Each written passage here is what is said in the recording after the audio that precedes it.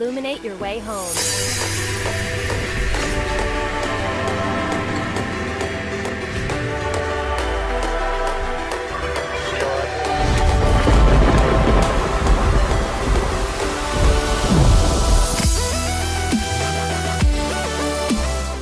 Yo, what's going on, Hero Clutch? Welcome back to a brand new Diligence video. Yes, we are going back to the brand new heroes that have been recently released. So, without further ado, thumbs up, subscribe, become elites, and enjoy the video. And make sure to watch the whole video too. You might learn something, because I know I will. Now, going over to the good old Codex and Beast Skin faction, we have Light is the lamp to illuminate your way home. Soul Crystal, baby. I'm calling her Soul Crystal. Sounds cool. Really quick, her first core skill we have is Fairy Soul.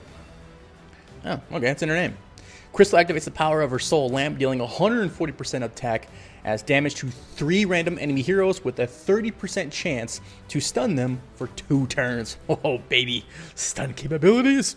Level 2. Increased damage to 170% of attack and stun chance to 40%. Level 3. Increased damage to 200% of attack and stun chance to 50%. What? Oh, baby! Let's go. Now, moving on to her second core skill we have is Lamp. At the start of each turn, Crystal summons Wandering Souls to attack 4 random enemy heroes, dealing 40% of attack as damage with a 9% chance to stun the target for 1 turn. Cast based on speed and is not affected by CC, then reducing the target's debuff resistance by 20% for 1 turn. Now, there's going to be a Trinity from the Future section right after I get done talking, explaining what this actually means, because as of right now, I have no idea what that actually means. And don't worry, I got y'all. Trinity from the Future here. Really quick, it's very simple. Even if she's charmed, petrified, enchanted, entangled, stunned, she can still activate this ability no matter what. However, there's a catch, and it is the speed. It all determines what her speed is. So if her speed is the lowest out of all the heroes on the battlefield, she will go last, making this pretty much useless. So I highly recommend working on speed. If she's one of the fastest, she's probably going to go first, second, or third, and then you'll have an opportunity to get that stun off. Boom, too easy. This is what makes her so OP. And I'll admit it, I've been sleeping on her. Level 2, increased damage to 60% of attack and stun chance to 12%. Level 3, 80% of attack and stun chance to 15%. Let's go. Now moving on to Soul Protection, we have is at the start of the turn, Crystal grants 1 stack of Soul Protection. Last 1 turn, unstackable. To herself and the ally with the highest attack. Destruction. Soul Protection. Increased damage reduction by 30%. When attacked, deal 80% of attack as damage to the attacker. This effect is dispelled upon being attacked. Level 2, increased damage reduction to 40%. And damage to 100% of attack. Woo!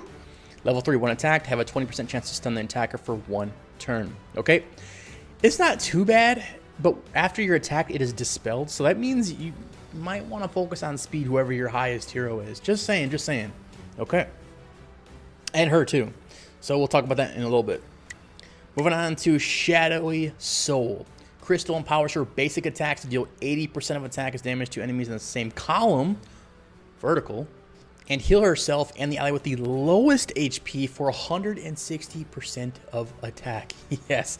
Level 2, increased damage to 100% of attack and healing to 200% of attack. And level 3, increased damage to 120% of attack and healing to 240% of attack.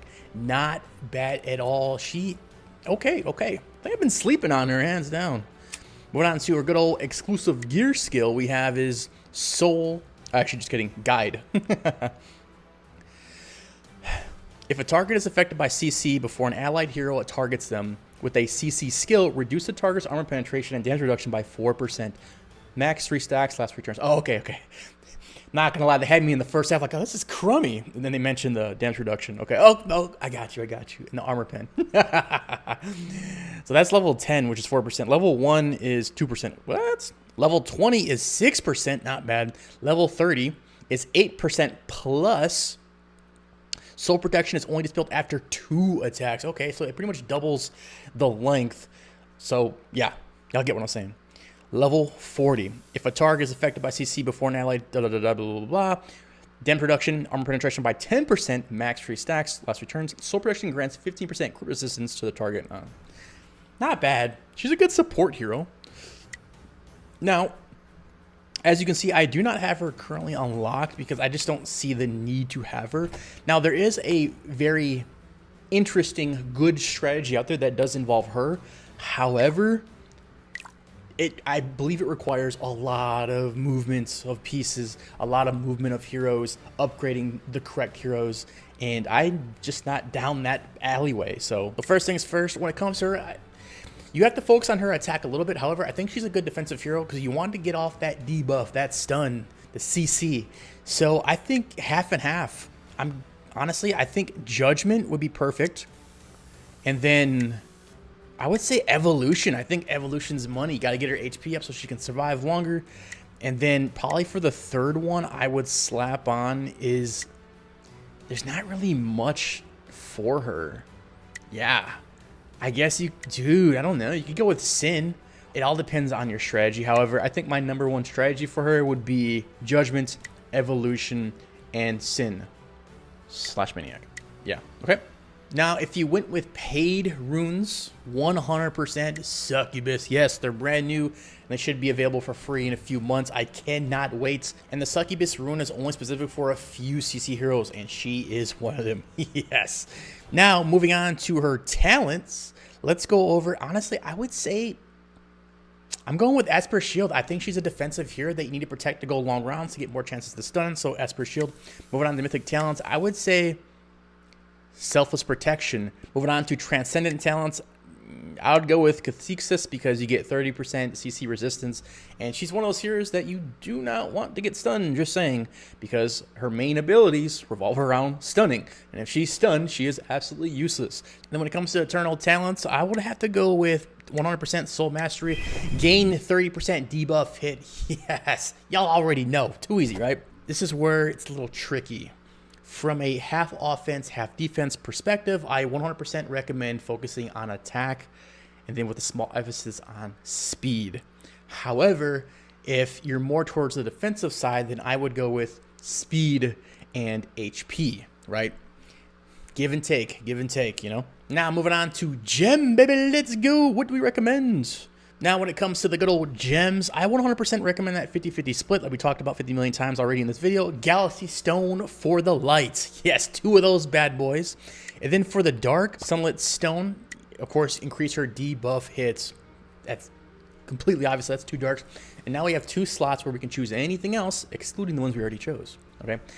Now, for that, if you had Dragonstone, I think that would be pretty clutch for her speed, but it depends on the speed of your team and the enemy team. Hands down, speed is one of those attributes where you have to know the enemy, because if you put it on the wrong enemy, it's an absolute waste. It's more useless than selling steak at a vegetarian convention, you know? So, and 2 of those bad boys. However, if you don't have the Dragonstone, which those are hard to get, you have to be in the king rank, then I would focus on, I would probably go with attack and block, which would be Lotus Stone or Dove Stone.